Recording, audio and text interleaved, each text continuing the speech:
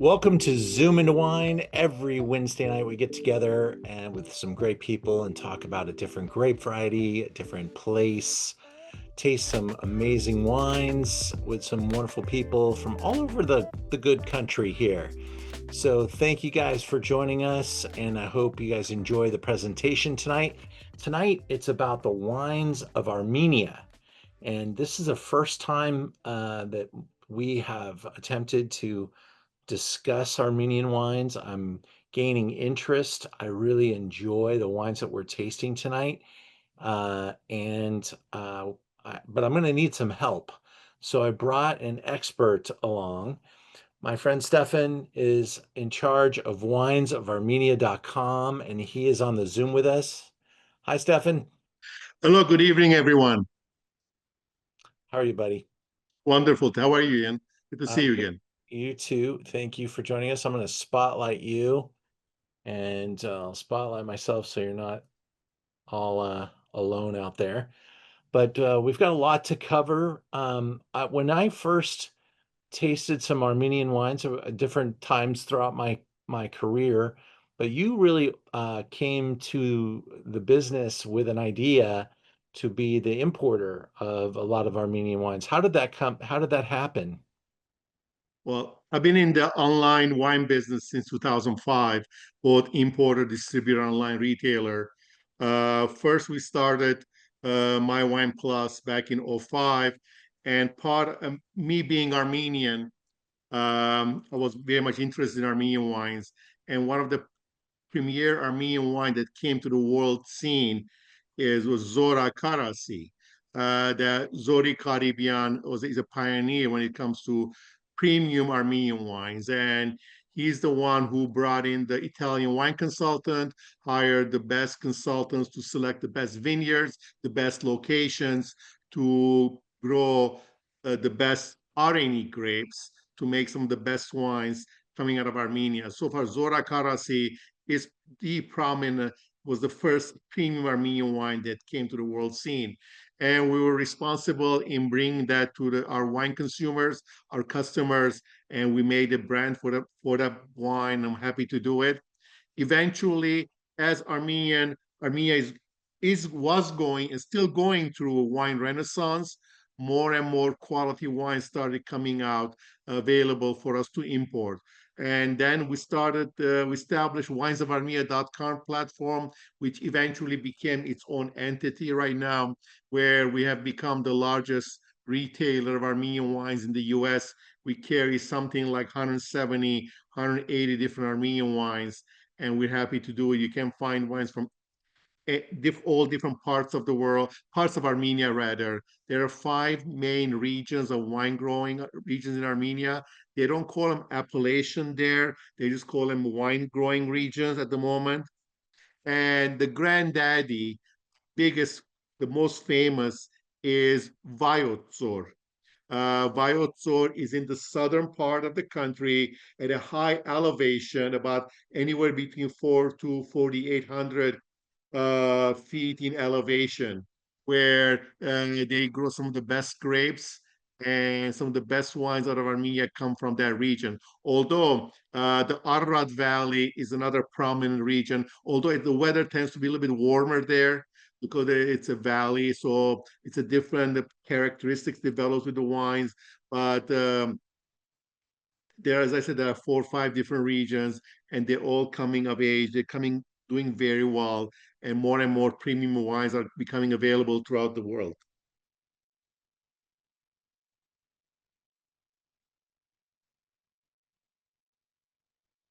You're We muted, can't hear you, Ian. Ian. Yeah, I'm having some technical issues with a client. Let me get them on the Zoom. If I could ask one more question for you, Stefan, Sure. can you share with people a little bit about the background of Armenia as far as the history and stuff? And I'll be able to get my other client here on the Zoom with us.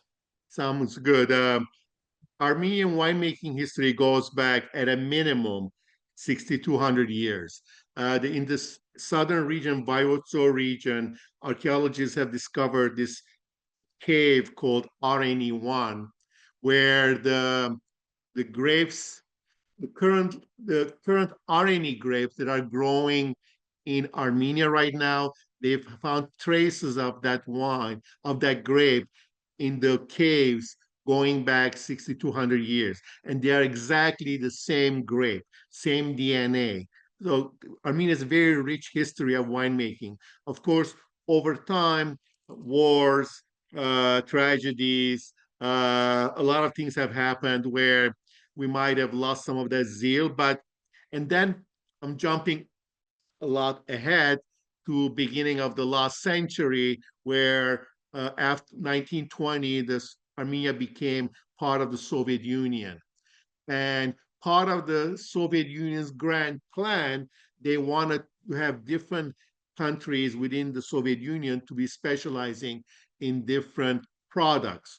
So the Soviets, in their infinite wisdom, decided to assign brandy making to Armenians, and they assigned winemaking to Georgia, our next door neighbors.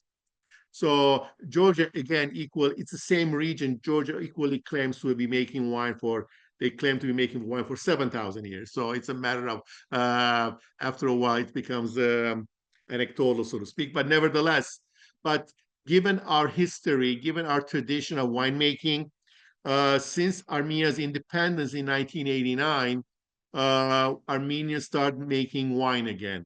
This happened, the good premium quality wine started being made in Armenia after diasporan Armenians went to Armenia, took with them financing, took with them technology, brought in the Italian, French, German wine consultants who make some of the best wines that are coming out of Armenia right now. And these wines are competing on an international level, whether it's in Europe or it's in the United States. One of the wines you're going to be tasting later on got 92 or 94 points by James Suckling. And if you happen to be going to New York next month for a New York tasting of James Suckling, you will be able to meet the winemakers or Zara and taste the wines there as well. Well, far out. Well, we started talking because I take people on trips, and I thought what a great destination that would be to take a group to. So we're still talking about that out loud, and hopefully by Absolutely. like 20, late 26 or early 27, we can announce our trip or announce it well in advance, but get it up for people to see it and plan it into like 2027. So let me get us into the slideshow and welcome everybody aboard. Armenia is obviously an ancient wine region. There was a start and a stop and a large break in time, but with that, there's an appreciation of the history, and a lot has happened since we started making wine.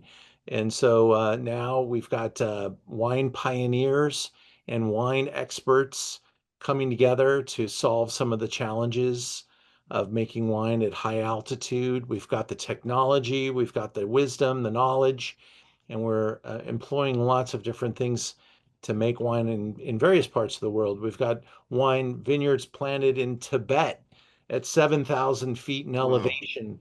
We've got wines in Armenia and at high elevation. We've got, I took a group to Argentina, several thousand, 4 or 5,000 feet into Salta. Actually, the vineyards were as high as 9, 10, 11,000 feet in elevation up there. So lots of interesting things are happening and with wine technology and wine wisdom, wine knowledge. And so our expert, Stephen, today is starting us off here. And Stephen started these wonderful websites and has been a wine expert for a long time. Stephen and I cross paths throughout the city doing our activities. And I started to talk about Armenia with him, and it became this Zoom became a thing. Let's get some wine in the glass, Stephen, so that we can start to show people why this was so exciting and tell us about our first wine. And I'm going to let you pronounce the wine, Stephen. Very well, Ian. The first one is called Savar. Um, by the way, a lot of these Armenian wines have Armenian names, and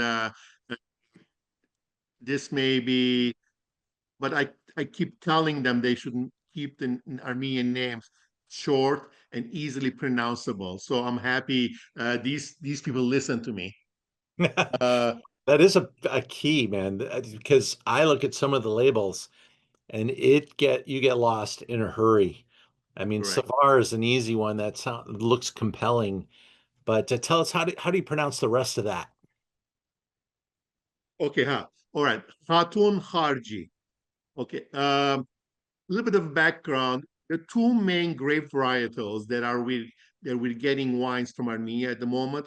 For the red, it's Areni, and for the white is Voskehat. Voskehat literally means golden drop or Hmm. golden nugget. However, this particular grape is called Khatoun Kharji. Khatoun, again, these are all indigenous Armenian grape varietals. In Armenia, you're going to find over 300 varietals of Armenian of grape varietals. So we are very rich in grape varietals, in history, in agriculture, and culture. Um, as I said, for the most of the white wines we've been getting so far were Voskehat. The reason we decided to bring this wine because not only it's a great, very well made wine, but at the same time it's from it with made with a different white grape varietal. This grape varietals tends to be a little bit more higher acid. Some it's got a lot of different nuances in there, which are different than what we're getting from Voskehat, which tends to be more uh, tropical and a little bit on the sweeter side. It's not sweet, it's on the Hyper. sweeter side, whereby this is extremely dry, where it's made, again, it's got higher acid, goes very well with food. So here's and how do I pronounce the place? Voyat Vayots, Vayots. Okay. Vayot, Dzor means valley in Armenian. Okay. Vayots Valley, Vayot Dzor. Okay. And as And I so said, this is one of the best, most famous areas for wine growing, for grape growing in Armenia. And it's higher altitude. You're coming from Yerevan, it's about an hour and a half drive. And you're going to the immediately as soon as you leave the city, Ararat Valley, you start ascending higher and higher and higher and higher. It's a beautiful drive, beautiful mountains. Some of them during the top of the season you're there, a lot of snow, obviously, but it's a great, beautiful place.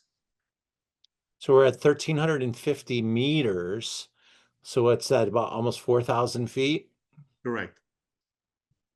And this is Varden Shakane? Sahakyan. Shahakin. I need you to do the hard parts. That's heavy lifting. That's easy for me. All right. Beautiful, beautiful place. Look at that. It doesn't look like it's That's from 4,600 feet elevation. yeah. What is what is like what do you think the population is in Armenia today? About, depending on time of year, it is between 3 to 3.5 million. Okay.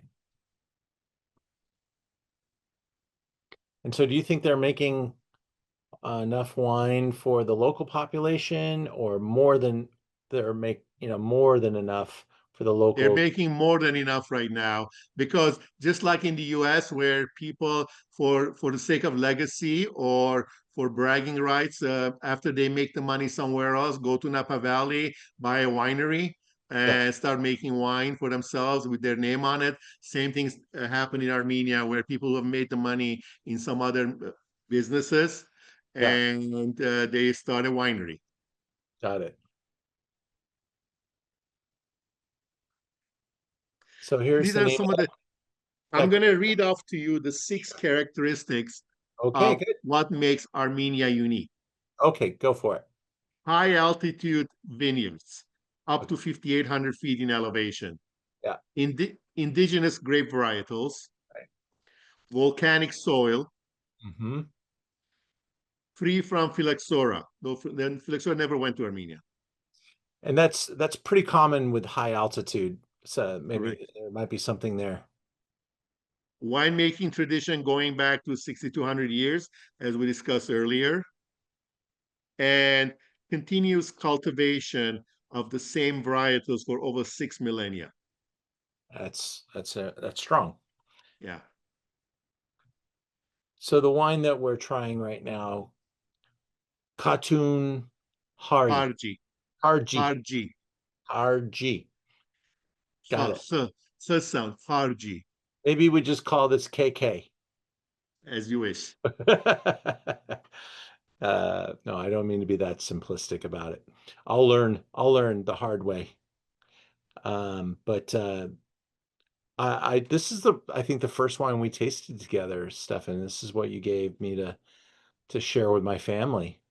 I And believe so, yeah. Because yeah, I really like this wine. It's a very versatile wine. As I say, it goes great with a lot of different food, and it's got nice acid to it, so it does very well. We're happy with this wine. I'm gonna challenge the group. We have this fantastic meeting chat tool. Throw down some things that you're tasting, smelling, experiencing. You can use some of the notes that you read. I think that almond note is it to me.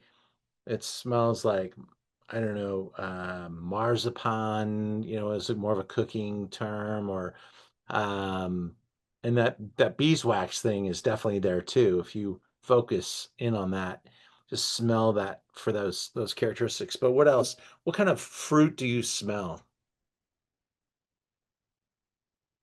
Somewhere maybe between like white peach, apricot. Thorn fruit, absolutely.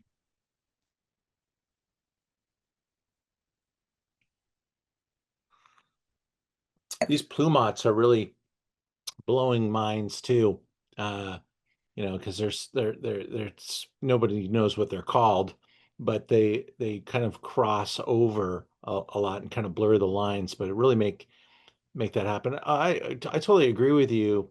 Tropical pineapple, even like kind of like a green pineapple, or I'm not sure if you've ever even like grilled pineapple before, but you can smell some of that almost like that warm pineapple, or maybe even like where was I? There was a, a dessert at one of the restaurants I worked at in my life. I believe it was a Russian restaurant, and they served this tartatin, and it had like a pineapple and apple tartatin, and so it was like almost like brown sugar and pineapple. Brian, I agree. Mistake it for a Rhone White or Chenin. That's really good too. Astute. Okay, help me with this one. What does it say here? Typically found where? Vayots.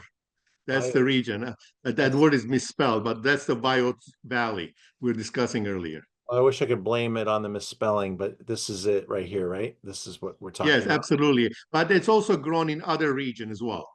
Okay, cool.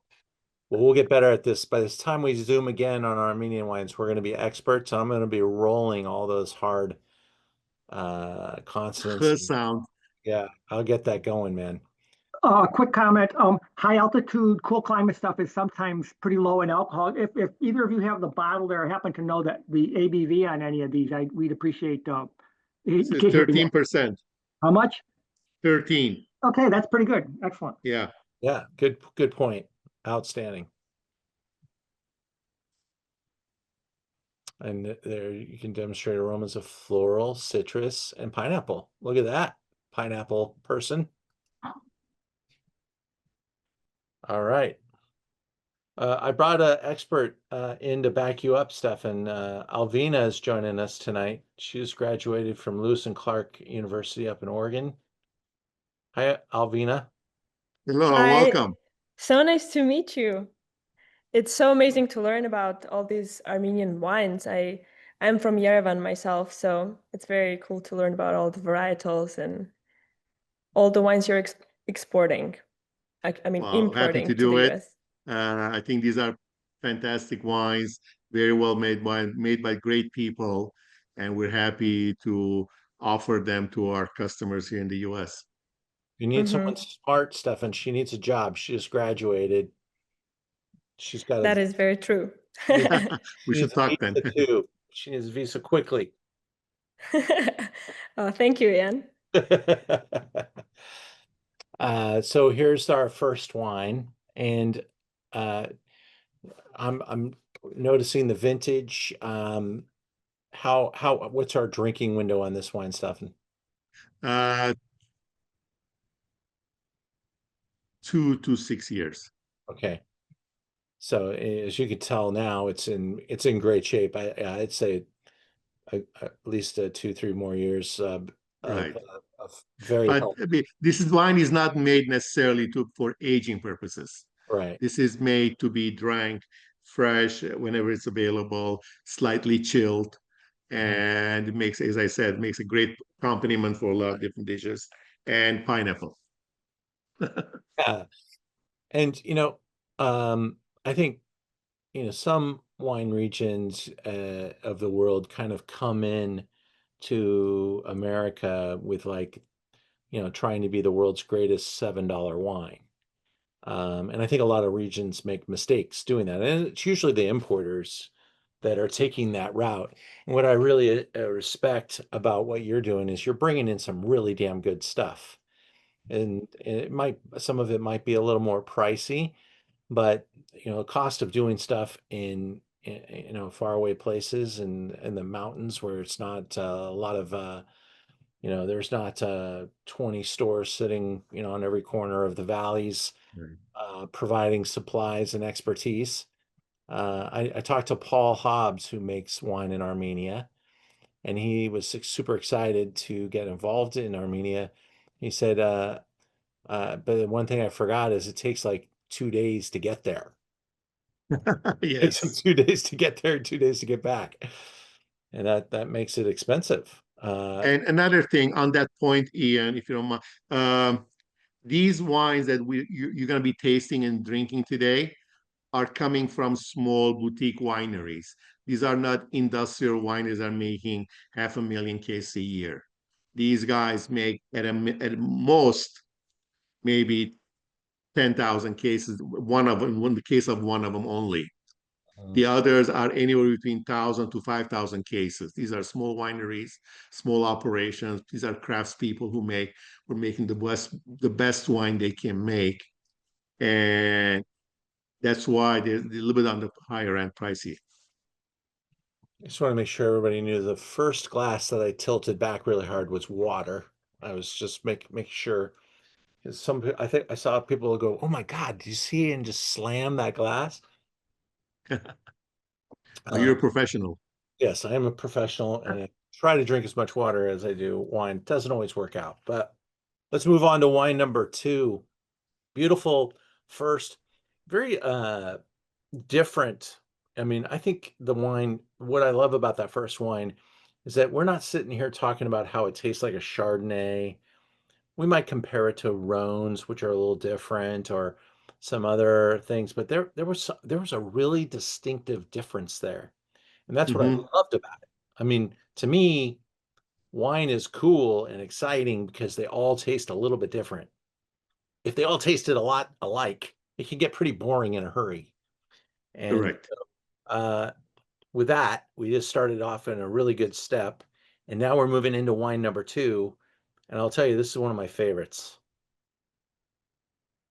But pronouncing this one's, I can get the name of the winery, but you got to help me with the rest of it. Happy to do it. Here's the situation with this wine. Alexandrea, Adam Kablanian is the owner of this winery. He is originally from Silicon Valley. He is a former Silicon Valley tech entrepreneur who took a company public. Then he sold it to an even bigger company. And what, as I said, goes back to what I was saying before. When you have a lot of wine, you have a lot of money. For you, what do? You start a winery. So Mhm. he wanted to start this winery. Alexandria is a made-up word. It's named after his two kids, Alex and Andrea. Ah, Well, and you're hence the word doing the right thing. Alexandria. Adam is a big wine person. Apparently he had some winemaking or wine. He also had some wines made in Napa Valley when he was in Silicon Valley. So his idea is that he wants to grow European varietals in Armenia. And just like Italians grow Merlot in Italy, he wants to grow Chardonnay, he wants to grow Merlot, he wants to grow Pinot Noir in Armenia. And this particular blend is 60% Voskehat, which is the other famous white grape that I mentioned earlier, mixed with Chardonnay. And this happens to be coming from Aragatsotn region, which is on the northern part, and it's a more of a flat area, not a mountainous region per se. Nevertheless, yet more warmer temperature. But nevertheless, it's a big wine growing region there.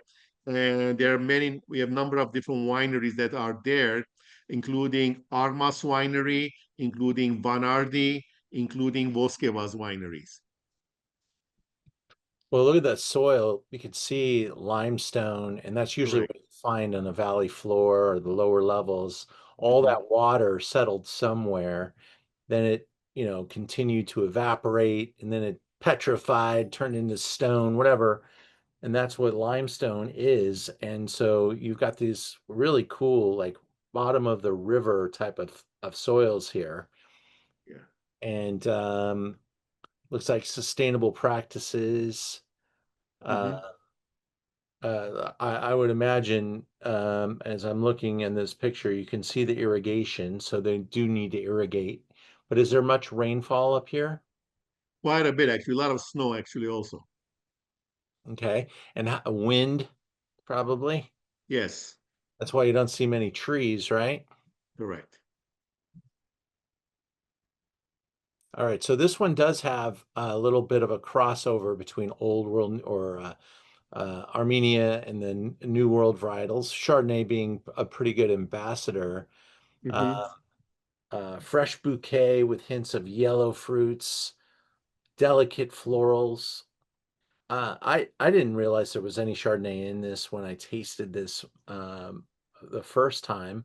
I thought that it was just like a really nuanced, and that the restraint here is to me part of what I love.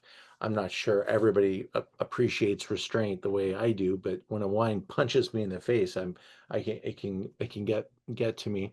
But this one really kind of invites me deep into the glass. What is the alcohol here, though, Stefan? Alcohol on this 12.5%. That's because I get so close to the glass before I just pick up that beautiful, gentle, I don't know, it's like a white peach. And I don't know what floral character to go with it. It's not sweet like a honeysuckle or anything like that, but maybe something more like a white rose. I mean, it's really pretty. If And you drink the Toronto, the Voskehat by itself, on the when you on the nose, it will remind you of Torontes. mm, Well, yeah, it's got a more tropical nose to it. But given the blend with, by the way, this percentages change every year between the Chardonnay and the Voskehat. okay. And given the what Chardonnay is bringing to it, as you said, more restraint, it grasps a little bit and adds another dimension to it, which you don't get from the Voskehat alone. One of the viewers, Janice, hi Janice, is asking if the wines or any of these are reach towards like a natural or biodynamic level. Uh, most of the wineries in Armenia they practice sustainability. They practice some of them organic practices, but at the moment, there is not a body that would certify them as organic or sustainable or biodynamic. Totally makes sense. That's again, that's you with efficiencies, you might start to see organizations reach out that far and be able to Right. sustain someone doing that. But can you imagine paying Demeter to fly to Armenia every time to check? They check Right. everything, so it's be quite expensive.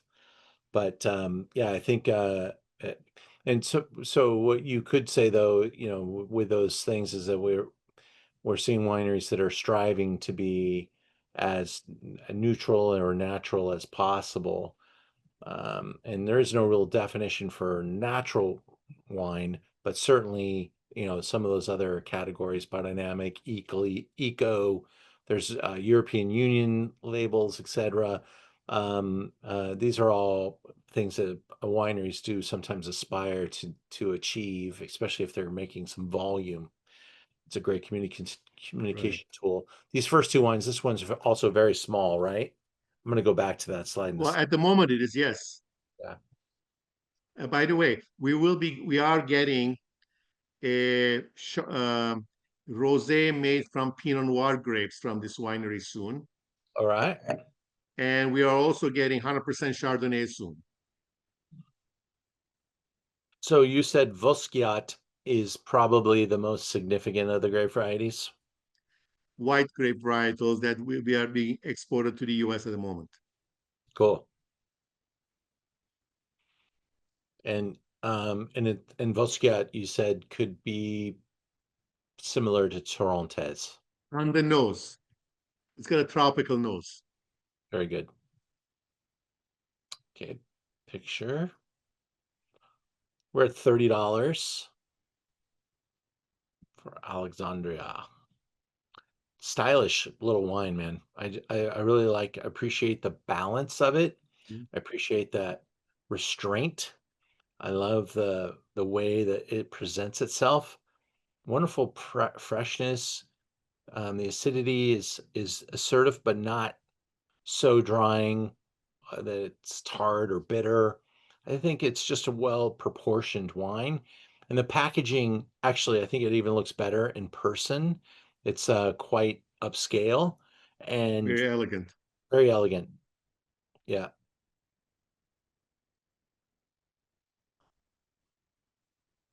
And well, you might see me carry only a few bottles of each of these wines on the website. Um, Stefan has a strong inventory for us. So if you want to indulge in any of these in quantities, let me know. I think I have everything checked off so that it will sell as much as you would like tonight. But Stefan, let me know if any of these are running out of stock or maybe they're going to change. We're low on this particulars, on the Zara Muradyan. We're running low on that one. All right. So this is the Reserve Voskehat, and it's a single barrel. Right. Wow. And let me tell you, this is a funny story. I've known Zara Muradyan for a while. He's the head of the Vine and Wine Foundation, which is an NGO that helps wineries market their wines, whether it's in Europe or United States. She's in her own right is a fantastic winemaker herself. Hmm. Every year I go to Dusseldorf for a international wine show called Pro Wine, and Armenia has a presence there every year. Last year, 2024, when I went there, they were not even tasting this particular wine. They were apparently they were experimenting with this single barrel aging in French oak and a used French oak barrel. And they had one bottle with them. When I taste, I said, blew me away. I said, what is this? Well, they said we're experimenting with this wine. We don't know if there's a market for this. I said, are you kidding me? I'm buying it all. Ah, So there you go. so that's why it's a single barrel. We got 25 cases out of this barrel, Aha. and we brought everything here. And it's a delicious wine. It's got a lot of character. For those of me and you who enjoy white wines aged in French oak, whether it's California or from Burgundy, this has similar nuances that the wine has gotten from the oak. That they've done a beautiful job with it. Again, great balance. There's some creme brulee there, and there's some Meyer lemon there. It's a delicious wine, and it has become my white wine to go white wine, so to speak. And this is the wine that James Suckling gave 92 on, yeah? Correct. Then and they're gonna be pouring the 2020 because I agreed to buy this. Now they're making this every year. All right. So we're going to be getting the 23 soon, and the 2023 is the one's going to be poured at the Suckling event in New York, June 7th or 8th, I think. Well, let's cruise through a couple of slides. We're back down in the Vayots Dzor. Vayots Dzor again, yes. Yeah. Again, the alcohol here is 13%. 13. Cool. Yes. Okay. And here's Zara's name again. 2013. Right. That Vine and Wine Foundation sounds interesting. We'll have to talk. It's an NGO that helps wineries market their wines in Europe and in the United States. Cool. I have a She's friend ahead that of it. I have a friend that does that for Italy, and we'll have to connect them. Okay. That'll be fantastic. Thank you. Look at this picture. This I think tells you a lot. I mean, that's such a perfect, that's like a little biosphere right there too. That's what you would want to be biodynamic, because you could really, create your own ecosystem. And that is magnificent, beautiful.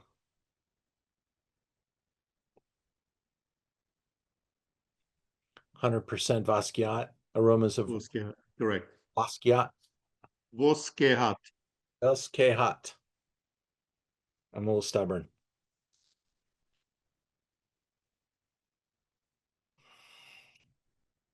Julie, what are you smelling in this one? Let me unmute you.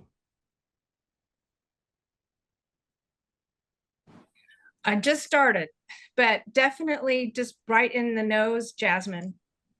Ooh, Okay. I love that. Yeah.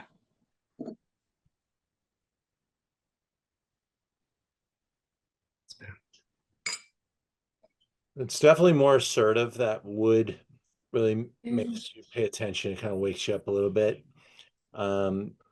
You said the alcohol was still 13.5, but that wood is I mean, it's a single barrel, so you don't get to blend. It's like walking outside. No. Not in my neighborhood, Julie. It's like walking outside in my neighborhood is like in LA.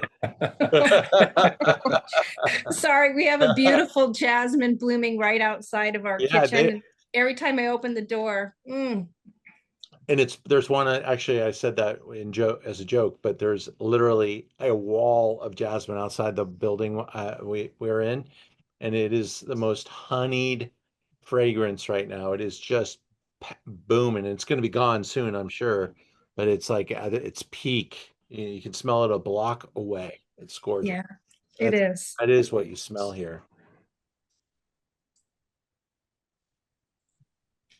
100% beautiful. It's cool, very cool. Put you back on mute, Julie, so you can be unconcerned.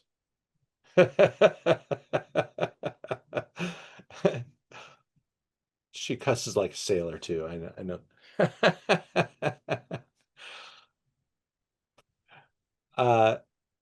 Well, I thought this was a beautiful wine as well. And certainly, if maybe you didn't enjoy either the first two as much, maybe this one is your preference. I think there's just a wine for every different moment, different cuisine, different things that you can do. Certainly when you get to this level of flavor and intensity, you could start to pair it with some different things. But those first two, you might need to keep the flavor profiles of the food a little more subtle, natural, nuanced. Here you could really go for it, goat cheese, cream sauces, and these are the type of things that you can build off of. Um, in the description here, lemon verbena. See if you can smell something with that type of an accent. Citrus blossom, white flowers, all those things. Again, White flour is common among many Voskehats. There's your tropical fruits as well. Really a pretty wine. And here is the owner. Zara. And, and you said she'll be pouring in New York in June at the At the James Suckling New York event. awesome. 11th and 12th of June. Cool. I think she'll get a lot of attention. I bet she's the only Armenian wine at that tasting. You're absolutely right. Super fun. So you tasted it here first, folks. This is pretty cool. Single barrel Voskehat. Am I getting closer? Yes, you are. A little bit more practice, both drinking and saying. Yeah, it will take a while. Maybe a couple more glasses of wine. That's the spirit. All right. Gorgeous, gorgeous place. By the way, that's Aran River. Where the name Areni comes from? Right. Okay. And there's an Areni village also. Well, here you go. We're up to 46.95 for this rendition.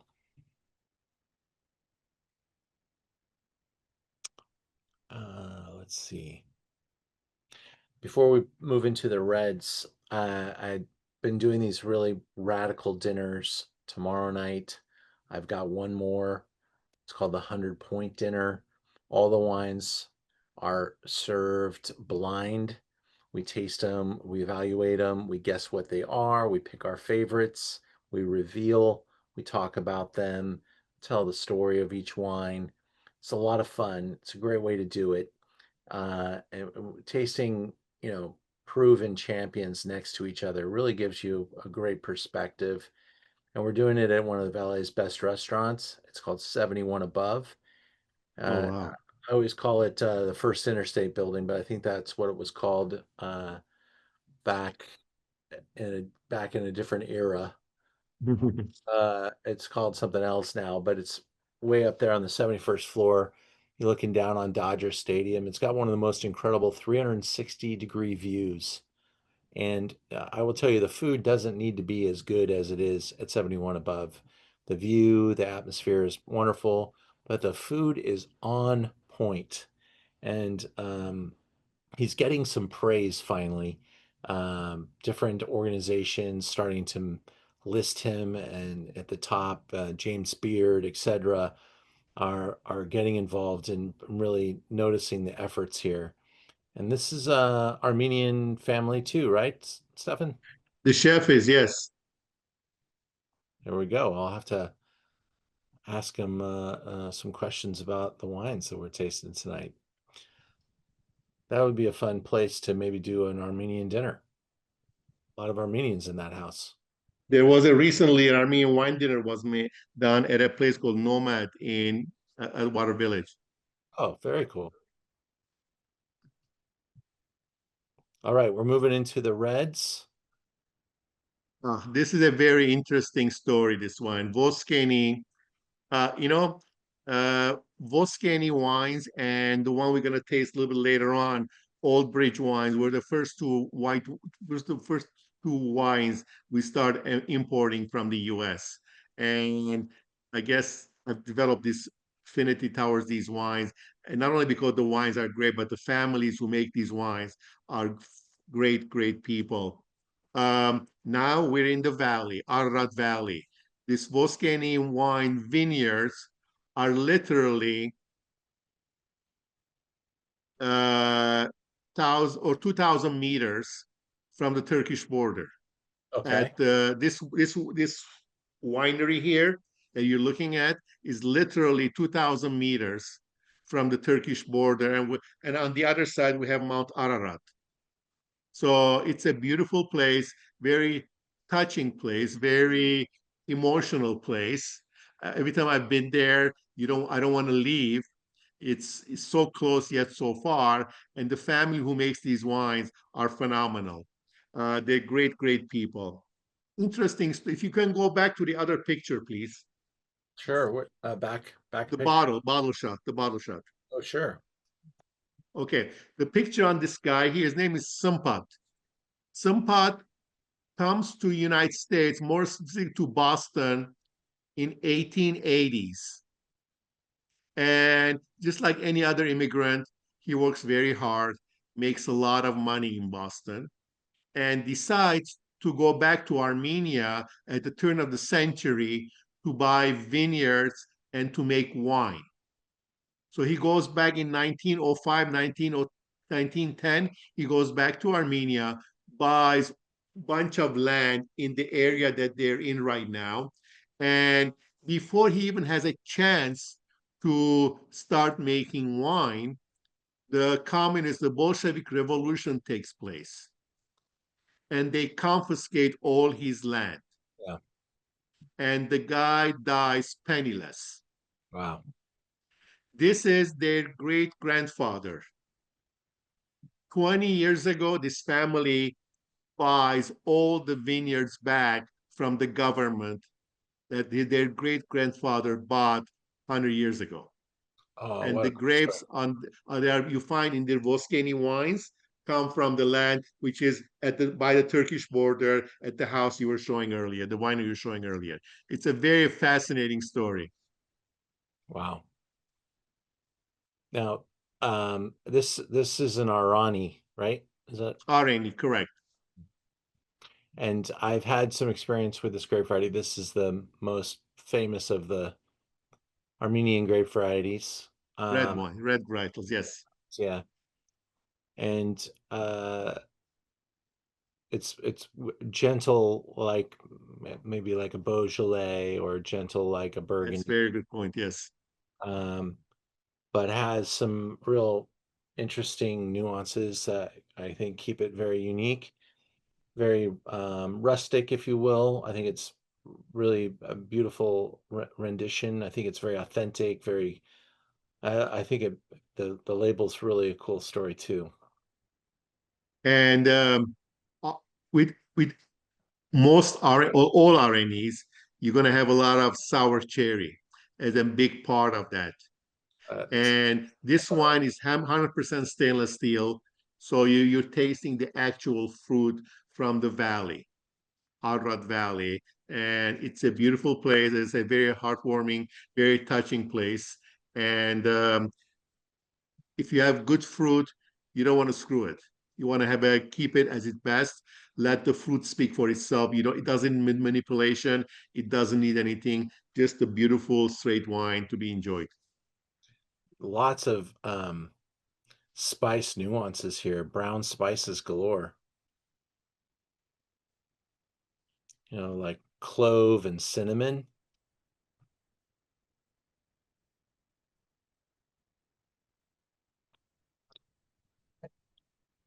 What's our alcohol here? This is 13.5. It's got a wonderful nuance. And let's talk about food for just a second, Stefan, not to go too deep into it, but what's like a typical Armenian dish? Of course, we Armenians like our kebabs, we call them horovats, and just grilled meats, whether it's beef, chicken, pork, any dense protein. This one does very well with kebabs, with grilled meats. Well, it does, given the spice notes that you mentioned earlier, and given the fact that Armenian food tends to be spicy with different herbs and spices, they do a very good match together. They pair well together. So this is a great wine to be enjoyed with grilled meats. Some marinara sauce will do well. Pasta with marinara sauce, some spice there as well will do well. It's just a great wine to be. It's an everyday drinking wine. And I like the authenticity about it when I don't. Sometimes I say that, and it doesn't necessarily have much weight, but I want to give it a little bit of weight because I think that spice and that minerality kind of come together here to kind of provoke something that's really tender and optimal with Armenian food. But you know, what is Armenian food? And in Los Angeles, I think I eat a kebab every week, so from somewhere, and you know, I bet you I'm eating more pita and hummus than probably most states in America don't eat as much as I do of that stuff. So I love wines that go with these types of foods, and I think there's a lot of application here, and I think it's a really a beautiful wine. Um, I saw something here say tea. Did I see tea or just wanted to see tea? I think there's also a lot of like tea character, maybe even a little tinge of tea tannin on the finish, little tea bitterness, like a black tea. Yeah, there it is. The final thing. It says typical aromas include cherry, black pepper, and black tea. I didn't see any mention of cinnamon, but I picked that up myself today. I don't know if I noticed that before. Well, you got the black pepper there and some other spice notes, as you mentioned. Really cool.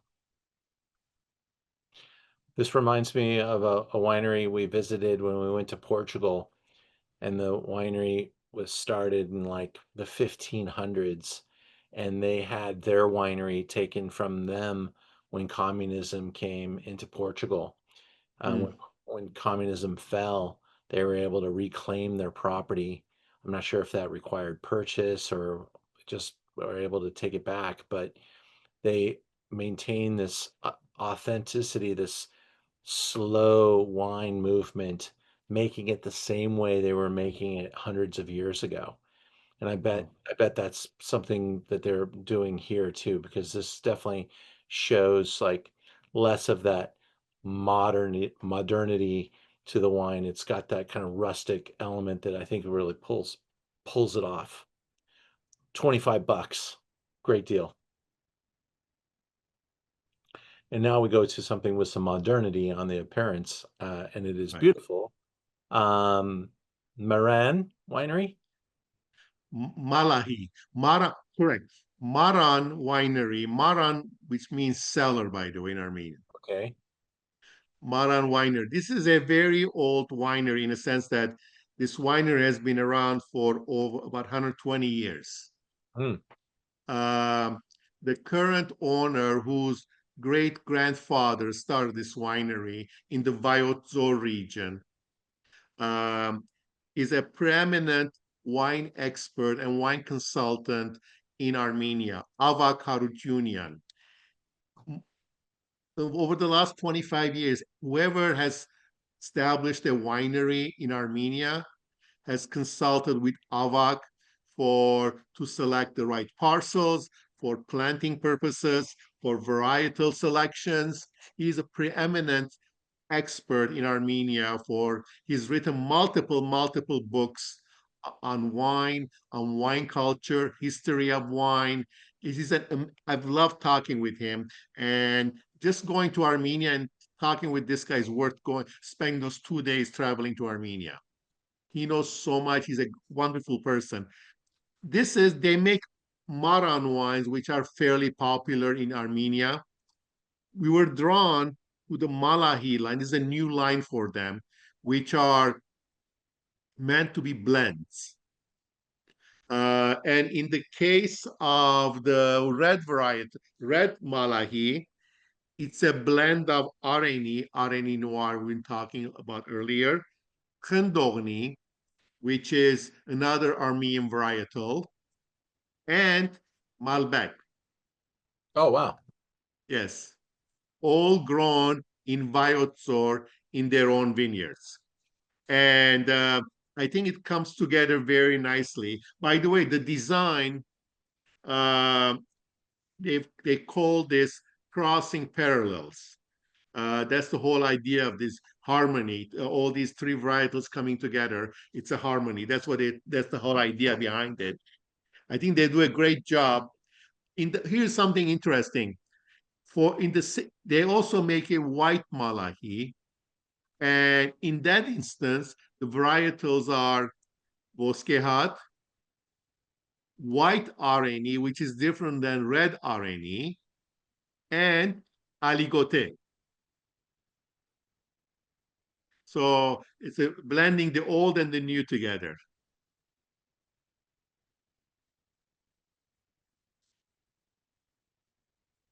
And the note here talks about a little truffle, black fruits, black licorice, dark plums. There's always some dried plum candy in my house. My wife is Chinese, and I always pick up on that plum skin. It's got kind of like a fruit leather character, and that I almost really feel that in the mouth, like the pressed fruit skins and stuff like that. It's really fun. Areni 60%, Malbec 20. How do I pronounce that last one again? Tendogni. Tight. I'll pass on that one. I'll miss on that one. That's a tough one.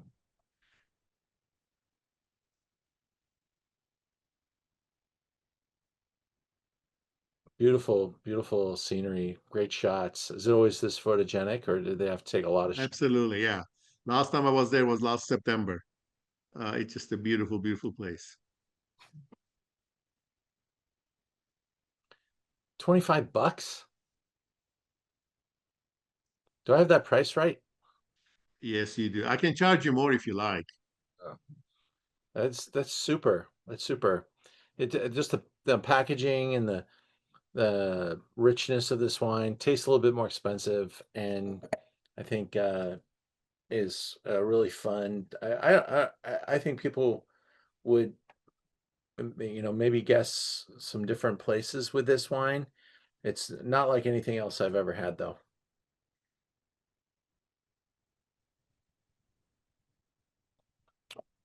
Any questions from you folks? We've got one more wine to go, but I'd love to give it to you to ask Stephen some questions and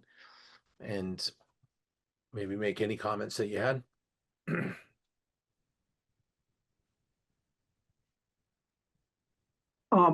Some of the whites reminded me of the Native American type grapes, the non-vinifera ones. Are these like your European vinifera, or are they their own subgenus or whatever? That's a good question, Brian. Stephen, do you know? These are vinifera. They are, okay, cool. Absolutely. All right. Hey, I have a quick question. I live in New York. Are these wines available in New York? Some of these wines are available in New York. Others we just ship we ship to 43 states. But otherwise, some of these are available in some wine stores in New York and New Jersey. How would I find out where I could find these in New York? You have to look up on Google them. Okay.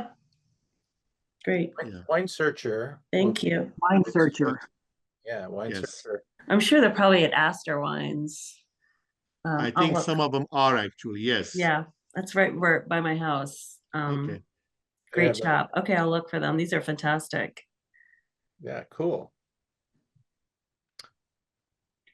All right. Let's see. Seems mostly valley, not hillside. Well, I agree with you, Julie. Lots of plateaus in those photos, but those were some pretty steep hillsides. And these are definitely at elevation. Even that plateau is over 4,000 feet high. Yeah.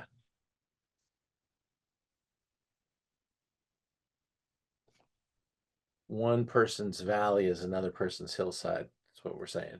Everything is relative.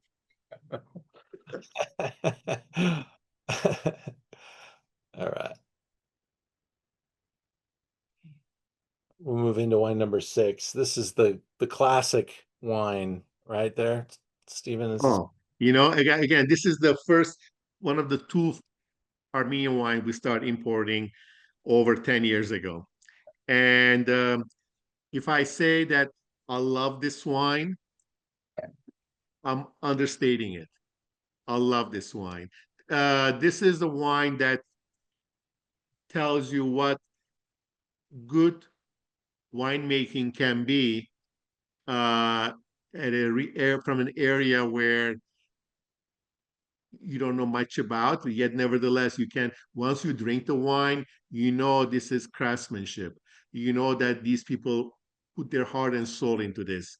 This is a father and son that make this wine, and they're primarily known for this red wine.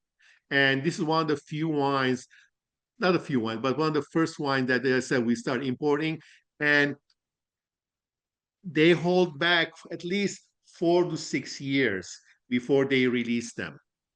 These wines are aged 2 years in a tank, 2 years in the bottle. I'm sorry, 2 years in Artsakh Armenian oak barrels, 2 years in the bottle before they release, although they keep holding them back more and more and more. This Stefan, wine, before we move past this slide here, almost everything we tasted was from like this spot here, I think. So is this. Yeah. Is there also wine growing throughout the rest of this area? Yes, this is Alexandrea Okay. or Dzor, which is a sub appellation of Vayots. Right. Got it. This is the hardy Areni wine that's coming from Vayots. This is the wine you open when you're having a medium rare ribeye steak. I tell people, if you like Cabernet Sauvignon, although this is not Cabernet Sauvignon, I get that. If you like big, hardy Cabernet Sauvignon, this is your wine. It's got beautiful tannins, beautiful fruit, nice spice, beautiful acidity.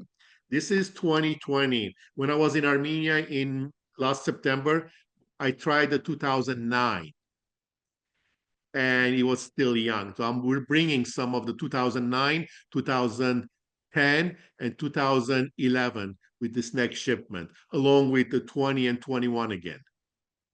Cool. It's a beautiful wine. Armen and his son. By the way, this is the Old Bridge.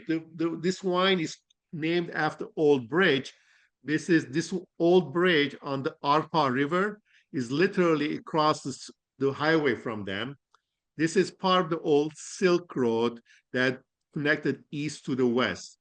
I wish I had known. I would have sent you a picture of me standing at the top of that bridge. But nevertheless, it's a beautiful setting. They do a great job. It's a small winery. They make about, I think, 4,000 cases total. And they have a beautiful hospitality area there. They also have a bed and breakfast. And I love this wine. Well, it definitely has a lot more guts and gusto and richness, and I can totally see everything you just said about the food going wonderfully with a steak. What's the alcohol on this one? 14 and a half. Stefan, somebody gave me a bottle of this wine, and I honestly, it might have been you years ago, but I had a 9 or a 10 vintage of this, and I used it at a cheese and chocolate program at the cheese store just recently, and it was really fun to explore. And I actually opened it to kind of help promote this program. So And we picked the wines weeks later, but I knew that we were going to be doing this Armenian Zoom a while back, and so we planned into this and made it happen. And I'm hopeful that you guys enjoyed the wines as much as I did. Arani is if you walked away from this Zoom knowing one red grape variety that you learned about tonight, this would be the one. Mhm. And I gleaned tonight that it's named after that river that we've seen a couple of times now. And And the more specifically, more of the village, that Areni village also. okay, cool. I'll open it up to everybody and And just that's Armen. oh, there it is. That's cool.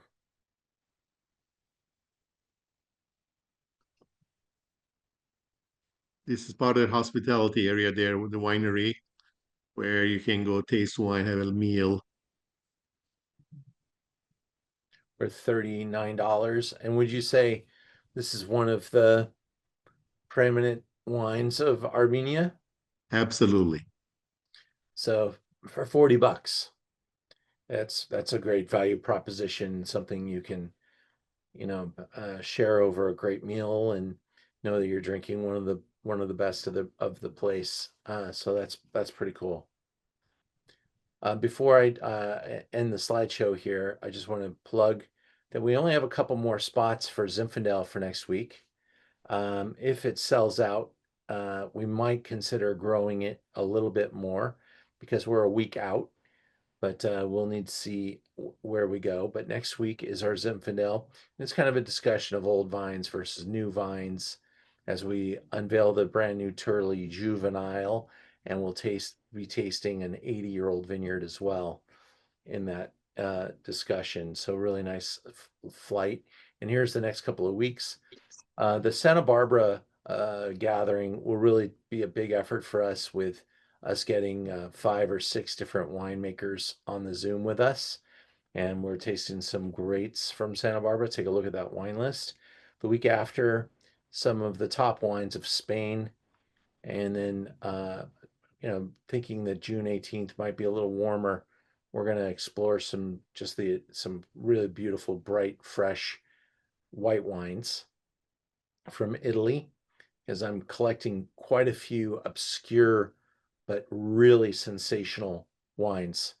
I've got a new Italian importer, and 20 years ago she worked for me. I got her first job in wine, and now she's just absolutely on fire as one of the top small producer importers coming out of Europe, mostly out of Italy, but also a little bit out of Corsica and a little bit out of the Greek islands. So super cool stuff. We'll talk with her about a couple of these wines too. You'll really enjoy her. And then Collectible Cabernet will be back on June 25th. I saw a chat in there that I did capture. Let me see if it's there. There it is, chat. Brian, you like the 6 is dark and dense and potent. Any questions, comments, or things that we can excite you about here? Julie, thank you. Thank you for the compliments. Thank you. Natalie, how are you doing? I'm fabulous, Ian. Thank you. Great wines. Learned a lot. Thank you very much. I actually had a friend that went to Armenia last summer, and she learned a lot about the wines too. But yeah, just something different. Just something different. It was great. Natalie's in Nebraska. Mm-hmm. We sent the wines to her. Yeah, so actually, Ian, I have a question for you because I'm going to be traveling in June. So I want to do some of the tastings. If I do enough of the bottle kits to make a case, I almost feel like shipping wise, I'm going to be better off anyway. Yeah, I mean, if you can ground ship a case, it's probably the same price as overnighting or 2-day airing. I'm not sure where you're going, but if we'll have all of our June Zooms, if they're not already, we'll have all of those priced and out there probably by Friday. Okay. So if they're not already, they might already be done. But you know, we have quite a bit of work to do on the July calendar, but we know the topicality. But it's up there now, and we're working into August. And yeah, so we just finished probably the busiest 2 weeks I've had since pre-pandemic. The role that we just came off of was pretty insane. And I got to pour wine next to Alvina. I have to bring you back on the screen, Alvina, because we're gonna once again say if somebody knows someone who needs someone intelligent to do something spectacular. Alvina just graduated from a top university in Oregon, and very bright, very capable. I poured wine next to her, and she was not only charming but also super fantastic at her job, and very hardworking. And so those are always things that I like to find. So it was wonderful to meet you. And when I found out she was Armenian, I said, "Oh, we're doing a Zoom on Wednesday." And she said, "Oh, I'd love to learn about Armenian wines." And here she is. So she's got a lot of gumption, and I would highly recommend chatting with Alvina. Stefan, maybe you know someone she could talk to, and you guys can exchange emails or something, because she's Sounds good. I appreciate it. Good to meet you, Alvina. Thank you so much. I have to say I was very excited to come to LA after Oregon, because there's not a big Armenian community up there. And I was like, I'm probably more likely to meet more people of my community from here. And You think? most likely, yeah. And thank you for your Yes. kind words, Ian. I appreciate it. And it was really fun learning from you and pouring some wine and, meeting new people. Awesome. The reds were very impressive and not what I was expecting. So yeah, that went really well. But I also wanted to share with Stefan why I'm here. My last name is German, but it ends in IAN. So for my whole life, all the computer searches have assumed I'm Armenian. So I get Armenian newsletters, invitations to Armenian events. I've watched the telethon several times, and I know all the history and the current geopolitical situation. So I'm kind of a adopted Armenian. So I couldn't resist coming to this and actually trying some Armenian. Well, you're welcome. Yeah.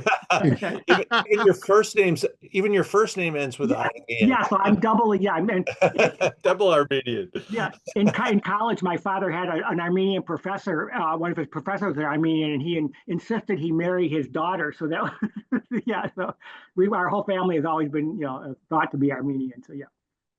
Thanks, Janice. I'm glad you enjoyed the wines. Good to see you again. And Amy, thank you so much for your continued support, and Kathy and Gary and Setsuko, David. Thanks. It was fantastic. Great to see you as well, Ian. Paul, I'm glad you were able to get on. Hope you enjoyed the presentation. Yeah. If you go to YouTube, you can find this video at Learn About Wine's channel. It's actually been taped live.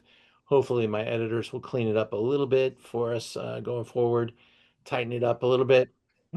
But we will be continuing the output here, Zooming every week, tasting with different varieties and different producers. Check out the calendar and join us. We keep these things fun and fast, and we appreciate all your time. So thanks, everybody. Have a good night. Thank you all, and thank you, Ian. Pray my Dodgers have a better night Thanks, tonight. Ian. Thank you, guys. Go Dodgers. Thank you. Good night, everybody. Probably thinks Bye-bye. I'm mistaken that. Bye.